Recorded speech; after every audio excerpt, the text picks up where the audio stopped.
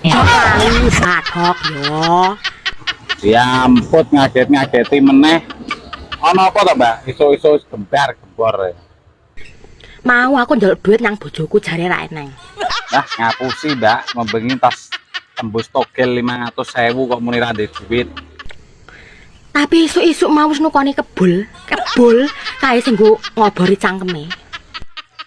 Iya, Mbak, wong lanang iki nek ndek duit ya pilih tuku kebule daripada nguntale. Arep kebul sedina entek 7, nek kowe ra nguntal ya panggah luwe. Ket mau kok ngomong kebul iki maksudnya sampeyan iki kebul apa to, Mbak? Nek kebul sing ngene kae. Kayak fungsi dan kegunaan iki nggo apa? Jelasno.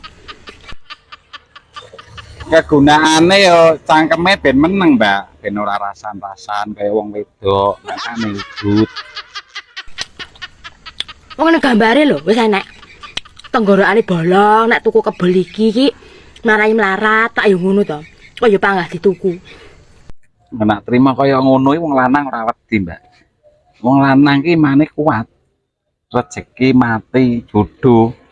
Iki ning tangane Sang Pangeran, ora nang tangane rokok. Walaupun ana tulisane rokok membunuhmu ora peduli.